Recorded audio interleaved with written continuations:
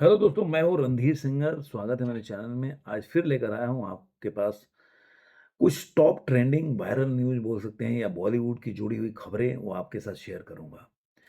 तो बने रहिए, पूरा का पूरा वीडियो देखिए, बड़ा मज़ा आने वाला है। हर तरह की खबरें आपको सुनाऊँगा। तो सबसे पहले है धुरंधर। आजकल चल रहा है, आप जानते हैं धुरंधर की चारों तरफ एकदम चर्चा ही चर्चा है, और ख़ासकर अक्षय खन्ना का। तो इस फ़िल्म से जो मेन गाना आपने देखा होगा, जो फासला का गाना है, जो जिसमें एंट्री सॉन्ग बोल सकते हैं, एक जगह जहाँ पे अक्षय खन्ना की होती है, वो काफ़ी वायरल हो रहा है। तो अब उसके जो सिंगर हैं, उन्होंने बोला कि वो पिक्चर तो अच्छी है, और लेकिन उन्होंने ज़्यादा तारीफ़ अक्षय खन्ना की। तो देखिए इससे क्या अक्षय खन्ना को फ़ायदा हो रहा है, जबकि हीरो हैं रणवीर सिंह, उन्होंने काम भी अच्छा किया है। तो इसमें अक्षय खन्ना को ज़्यादा माइलेज मिल रहा है, फुटेज मिल रहा है, जो भी बोलिए, या पॉपुलैरिटी मिल रहा है, पब्लिसिटी मिल रहा है, जो भी मिल रहा है। हम बाद में उन्होंने रणवीर सिंह का नाम लिया, लेकिन सबसे पहले अक्षय खन्ना का नाम लिया। इसके बाद दूसरी खबर है, जो जानते हैं सोहेल खान। आजकल देखिए, एक्टर दिखाते कुछ और हैं, करते कुछ और हैं। आपने देखा होगा जॉन अब्राहम बहुत ऐसे आपने पब्लिसिटी पाया है कि जाके बड़े पाव की दुकान पे बड़ा पाव खा रहे हैं। और लोगों से देख रहे हैं कितना कूल है, कितने हैं, लेकिन बाद में पता चला कि किस तरह से लोग आम पब्लिक से व्यवहार करते हैं। आपने देखा होगा, कई एक्टर लोग को देखा होगा। जैसे ही ये तो पहले से फिट करके जब इनकी पिक्चर आने वाली होती है ना, तो किसी न किसी को ये लोग जो फ़ोटोग्राफ़र पैप्स होते हैं, उनको बुला के रखते हैं और अच्छे-अच्छे दिखाते हैं, कैसे वो अच्छे बहुत कूल हैं, बहुत आम पब्लिक से कैसे मिलते हैं। ये सब फ़ोटो खिंचा के, वीडियो बनवा के भिजवाते हैं। अब इसी में सोहेल खान का नाम जुड़ गया है। सोहेल खान जो है, बिना हेलमेट पहनने जा रहे थे। किसी कोई लड़का था, वो उनका वीडियो बना रहा था। उसपे वो भड़क गए उसके साथ, मतलब अपशब्दों का बारिश कर दिया उसके ऊपर। और बोलने बाद में जब ये वीडियो वायरल हो गया, लोगों ने सवाल पूछने लगे, तो बोले कि नहीं, मैं तो कभी पहनता नहीं, हमेशा पहन के ही चलाता हूँ। घुटन भी महसूस होती है तो मैं पहन के चलाता हूँ। लेकिन पहली बार ऐसा हो गया, उसके लिए सॉरी भी बोला। लेकिन बाद में उन्होंने बोला कि जो उनके बॉडीगार्ड हैं, गाड़ी पे चलते हैं, वो ऐसे चलते हैं, तब भी वो कितना घुटन महसूस करते हैं, इस तरह की बातें। तो सोहेल खान ऐसे पब्लिक में देखिए कैसे लोग करते हैं, बाद में कैसे करते हैं। अब हेमा मालिनी आजकल चर्चाओं में बनी हुई हैं, और सनी पाजी का फैमिली भी। जब से धर्म पाजी का देहांत हुआ है, उसके बाद से दोनों फैमिली के प्रेयर मीट में, दोनों अलग-अलग प्रेयर मीट किए, तब से और भी दोनों के फैमिली के बीच में फासला आपको नज़र आएगा, किस तरह के फासले हैं। तो मनोज देसाई ने इसके ऊपर प्रकाश डाला। उन्होंने बोला कि मैं जब सनी पाजी से मिला, उनसे बातें की, और काफ़ी भीड़ था धर्म पाजी के जो प्रेयर मीट में, उतना मैंने किसी के प्रेयर मीट में उस तरह का प्यार, उस तरह का भीड़, लोग इतना ज़्यादा तादाद में लोग आए, मैंने नहीं देखा। उन्होंने ये भी बोला कि हेमा मालिनी चूँकि डिग्निटी मेंटेन करती हैं, तो इसलिए वो नहीं आई। उन्होंने ये नहीं बताया कि सनी पाजी बुलाया कि नहीं बुलाया। अब चूँकि ये लोग सर्कल में रहते हैं, तो लोग बोलते हैं तो न्यूज़ बन जाती है। अब सच्चाई क्या है वो तो मैं नहीं जानता। इसी में एक शोभा डे का भी आ गया, कि शोभा डे ने एक मौजू 2 स्टोरी है, उसपे अपने इंटरव्यू में इन्होंने बताया कि कैसे जो हेमा मालिनी हैं, उनको धर्म पाजी के देहांत के बाद इग्नोर किया गया, साइडलाइन किया गया, और हेमा मालिनी ने उसको बहुत ही डिग्निटी से उस चीज़ को कैरी किया। जो प्राइवेट चीज़ें हैं उसको पब्लिक में कभी आकर नहीं बोला। वो चाहती तो पब्लिक में भी बोल सकती थी, लेकिन उन्होंने बोला नहीं। आखिर धर्म पाजी ने दोनों से शादी किया था। वो एक फर्स्ट पत्नी से 2 बच्चे, 4 लोग थे।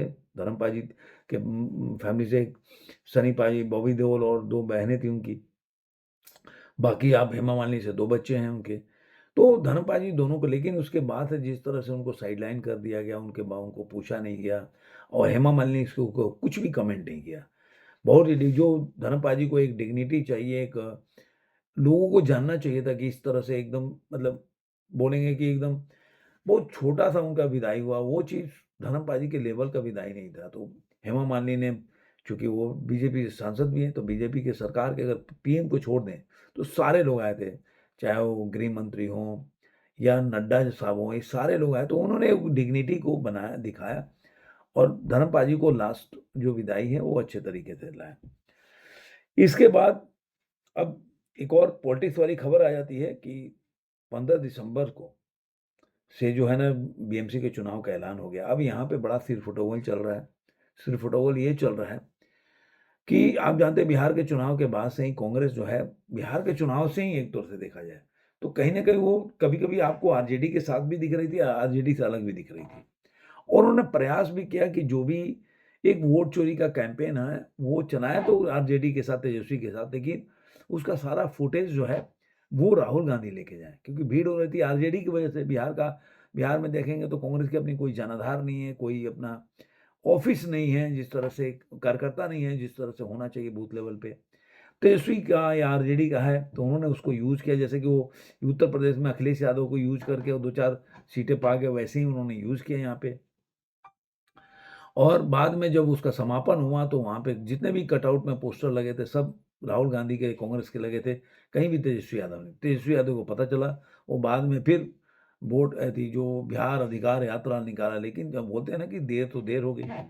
और अब वही शकील अहमद, सारे लोग बोल रहे हैं कि भाई किस तरह से आपस में सिर-फटौवत चल रहा है।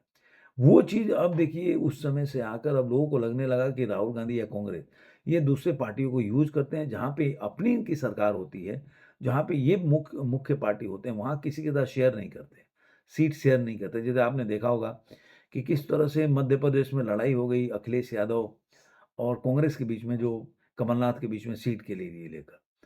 वही फिर आपको महाराष्ट्र में देखने को मिलेगा, क्योंकि कांग्रेस वहाँ पे है तो गठबंधन में, लेकिन अब कांग्रेस को लग रहा है कि भाई बीएमसी के चुनाव में हमें अकेले जाना है। तो अब यूबीटी जो है, वो कांग्रेस में 36 का आंकड़ा, वो यूबीटी जो हो सकता है कि मनसे के साथ मिलके चुनाव लड़े या एक साथ होके चुनाव लड़े, और कांग्रेस जो है ओवैसी के साथ मिलके चुनाव लड़े। ऐसा जो अभी तक खबरें आ रही हैं। शरद पवार इसको बाँधने का प्रयास कर रहे हैं, वो बोल रहे हैं कि नहीं, इंडी गठबंधन एक साथ मिलके चुनाव लड़ेगी। तो आने वाले दिनों में पता चल जाएगा कौन कितना पानी में। एक और खबर है कि विक्रम भट्ट और उनकी पत्नी को जेल भेजा जाएगा, क्योंकि आप जानते हैं कि 9 दिसंबर को उदयपुर में जेल में भेजा गया था। और उसके बाद 16 दिसंबर को इन्होंने याचिका दायर की थी अपने, लेकिन बाद में इनको उनकी ज़मानत याचिका नामंजूर हो गई। 30 करोड़ का फ्रॉड का मामला है। ये मामला इसलिए है कि इंदिरा ग्रुप ऑफ कंपनीज के जो मालिक हैं, उन मोरडिया, उन्हों अपने पत्नी पे एक बायोपिक बनाना चाहते थे, और उससे ये 30 करोड़ का कुछ पैसा लेके उन्होंने वापस नहीं किया, और उसके लिए ये मामला चल रहा है। शायद 200 करोड़ की पिक्चर थी या कैसे था बायोपिक में, और 30 करोड़ का भी मेन मामला है कि 30 करोड़ का झोल है, फ्रॉड है, ऐसा है। तो देखते हैं आने वाले दिनों में अब क्या करेंगे विक्रम भट्ट। ऐसे पुलिस जो देखेंगे बॉलीवुड वालों के साथ ऐसे केसेस चलते रहते हैं।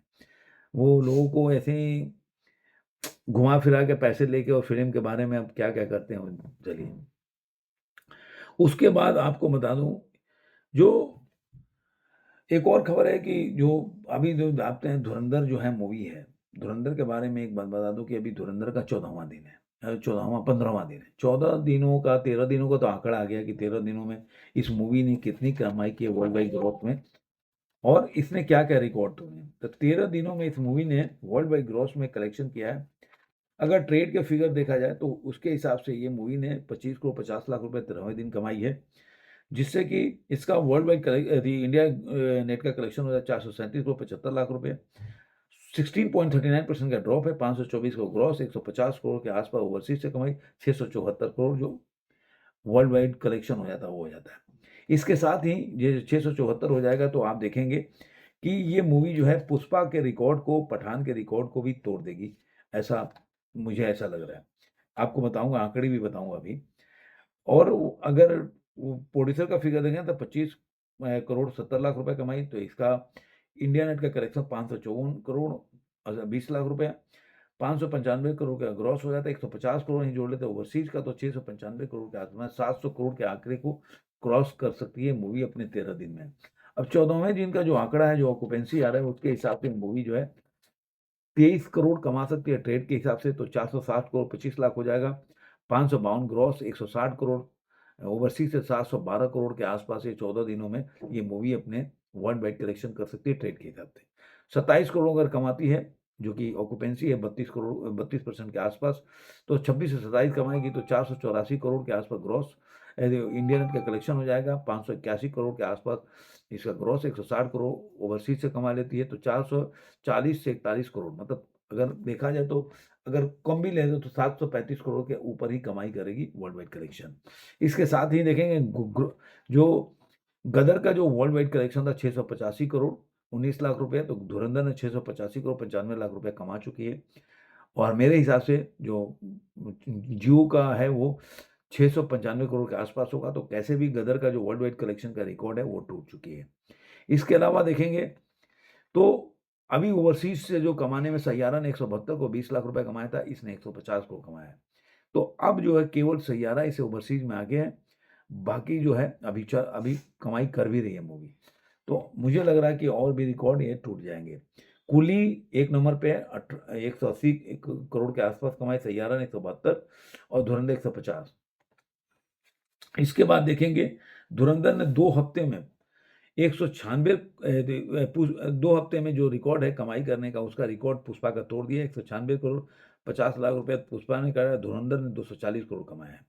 गदर और पठान जो इंडिया नेट का कलेक्शन है 2 हफ्ते में जो कमाया था, वो पठान ने कमाया था 446 करोड़ और 419 गदर 2 ने कमाया था, लेकिन दोनों के रिकॉर्ड को तोड़ देती है। 460 करोड़ 2 हफ्तों में कमाया है धुरंधर ने। अब सबसे बड़ी बात है, अब इस मूवी पे अक्षय खन्ना का भी एक बोलेंगे कि अभी तक अक्षय खन्ना ने जो नहीं बोला था इस मूवी के हिट होने पे, अब उन्होंने अक्षय खन्ना ने क्या बताया इस मूवी पे, तो मुकेश छाबड़ा ने एक इंटरव्यू के दौरान ये बताया कि जब उनके कास्टिंग डायरेक्टर से पूछा गया तो उन्होंने बोला कि सबसे पहले तो उनके बारे में बताया कि वो इससे कोई फ़र्क नहीं पड़ा उनके लाइफ में, वो ऐसे ही हैं, बहुत कूल दिखते हैं, बहुत ही नॉर्मल दिखते हैं, उनको कोई ऐसा नहीं लग रहा कि मतलब उससे कोई इनके लाइफ में इतना बड़ा हिट होने से, इतना ज़्यादा पब्लिसिटी पाने से कोई अंतर है। और ये हमने देखा भी है, काफ़ी इनके बहुत ही डाउन टू अर्थ रहते हैं और अकेले ज़्यादा एलोन रहते हैं। तो उनका कहना उनकी बातों से मैच करता है, जो कास्टिंग डायरेक्टर बोलता है कि वो बिल्कुल ही उससे कोई फ़र्क नहीं पड़ा उनके लाइफ में, वैसे ही हैं। हाँ, एक शब्द उन्होंने जोड़ा कि मज़ा आ गया। मतलब वो जानते हैं कि उन्होंने क्या किया है और फ़िल्म में उनको उनको उनकी वजह से फ़िल्म को क्या फ़ायदा हो रहा है। मुझे लग रहा है दूसरी बार जो पिक्चर देखने जा रहे हैं जितने लोग, वो due to the Akshay Khanna की वजह से जा रहे हैं। तो ऐसा माना। अब आते हैं सनी पाजी का एक न्यूज़ है इक्का के ऊपर। इक्का जो मूवी है वो नेटफ्लिक्स के लिए बनाई जा रही है, जिसमें कि फिर अक्षय खन्ना है और सनी देओल सामने-आमने हैं। 1997 में बॉर्डर में दोनों आदमी साथ आए थे। बॉबी देओल के साथ तो पिक्चरें की हैं काफ़ी, लेकिन सनी पाजी के साथ एक ही बॉर्डर किया था इन्होंने और अब इक्का में साथ आ रहे हैं, जो कि इसका शूटिंग वगैरह पूरा रैप अप हो गया, पूरा कंप्लीट हो चुकी है शूटिंग। और देखा जाए तो ये शूटिंग जो है कंप्लीट होने के बाद मुझे लग रहा है पोस्ट प्रोडक्शन चालू होगा तो अगले साल ही रिलीज हो पाएगी नेटफ्लिक्स में। एक हॉरर थ्रिलर मूवी है जो देखने में मुझे लग रहा है काफ़ी मज़ा आएगा। तो इसके पोस्टर भी, मोशन पोस्टर भी आपने देखा होगा, जारी हो चुका है। ये खबर है। इसके अलावा कुछ और खबर मैं बता दूँ कि एक तो जो जो कल तो मनरेगा पे जो बिल था, जो उसका नाम चेंज किया गया, जी राम जी, वो पास हो गया और शिवराज चंद्र चौहान ने बहुत लताड़ा, विपक्ष के दलों ने आके किस तरह से बिल में और जो पेपर्स हैं उन्होंने फाड़ा, वो सब ये सब पे बहुत लताड़ा उन्होंने बताया कि किस तरह से अभी तक इसको आगे बढ़ाने के लिए किस तरह से किया गया है। जो गरीबी को जनता 25 करोड़ गरीब को बाहर लेके आए गरीबी रेखा से और वो चाहते हैं कि जो पहले 100 दिन काम मिलता था, 125 दिन काम मिलेगा। जो 1 महीने में पैसे होते थे, अब 125, अब वो हर हफ्ते पैसे रिलीज़ हो जाएँगे। तो इस तरह से और जो लोग बोल रहे हैं कि महात्मा गांधी का नाम हट गया, तो उसको उनको ये भी जानना चाहिए कि महात्मा गांधी जब मान लीजिए कि नेहरू जी के टाइम में ही महात्मा सारे जितने भी कई स्कीम्स चलते थे, वो नेहरू जी के नाम होते थे। मान लो चलो नेहरू जी को हटा दो। इंदिरा गांधी, राजीव गांधी और मनमोहन सिंह के कार्यकाल के अंदर भी जितने भी, अगर मान लीजिए इंदिरा गांधी और राजीव गांधी या और किसी नाम से अगर ये स्कीम चलाया गया हो, तो उससे बेटर है कि अगर महात्मा गांधी से प्यार है तो उन्हीं के नाम से चलवाते। राजीव गांधी को तो उतना योगदान भी नहीं है। जैसे बोलते हैं कि अरे अमित शाह का लड़का को कोई खेल का मतलब नहीं है, तो उनको क्यों बना दिया है बीसीसीआई का। तो ऐसे तो राजीव शुक्ला भी है। राजीव शुक्ला ने बहुत लताड़ा उन लोगों को, कितना कितना राजीव शुक्ला भी हैं, पॉलिटिशियन रहे, शरद पवार भी रहे हैं उसमें, अरुण जेटली भी रहे हैं। और खेल खेल अवार्ड जो जो पुरस्कार है वो राजीव गांधी के नाम पे क्यों होना चाहिए? क्योंकि राजीव गांधी कौन सा खेल खेलते थे? तो ये सब चीज़ें जो हैं चलती रही, लेकिन ये अब है कि वो पास हो गया बिल। इसके अलावा एक और जो भट्टाचार्य हैं, वो हीरो एक्ट्रेस हैं, वो उन्होंने पहलगाम जो अटैक है, उसको बताया ये कॉन्स्पिरेसी है।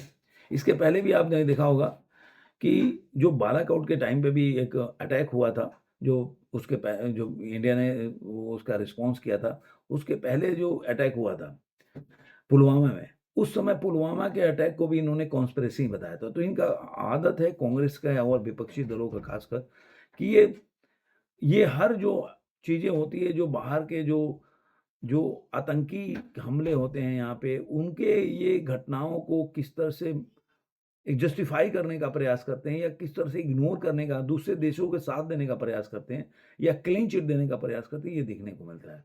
तो ये अब एक्ट्रेस लोग भी इस दौड़ में शामिल हो गई हैं। आप देखेंगे कि किस तरह से जो एक्ट्रेस हैं जया भट्टाचार्य, उन्होंने पहलगाम अटैक को कॉन्स्पिरेसी बता दिया। शाहरुख खान के फैन्स के लिए एक अच्छी खबर है कि पठान जो है जब से आई है, उसने काफ़ी अच्छी कमाई की थी। अब उसमें देखा जाए तो जूनियर एनटीआर की एंट्री हो सकती है, ऐसा खबर आ रहा है कि पठान 2 है, उसमें जूनियर एनटीआर की एंट्री हो सकती है, लेकिन मुझे ऐसा लग रहा है उसे क्या फ़ायदा होने वाला है। जूनियर एनटीआर के जो वॉर 2 था वो चली तो है नहीं और उससे कोई फ़ायदा भी नहीं हुआ। जूनियर एनटीआर से शायद हो सकता है कि इसलिए उन्होंने टाई अप किया हो, क्योंकि वॉर 2 में विक्रम का कैरेक्टर था, तो उसके अलग से एक सेपरेट स्पाई यूनिवर्स बनाने का प्रयास कर रहे थे कि विक्रम के ऊपर पिक्चर बनेगी, लेकिन वैसा वॉर 2 के फ्लॉप हो नहीं, वो सारा जो इमेजिनेशन है वो धराशायी हो गया। तो मुझे ऐसा लग रहा है कि इसलिए पठान 2 में ला रहे हैं, लेकिन इससे अभी कोई कन्फर्मेशन तो नहीं। लेकिन देखते हैं इससे जूनियर एनटीआर को या स्पाई यूनिवर्स की अब पिक्चर कोई चलेगी कि नहीं?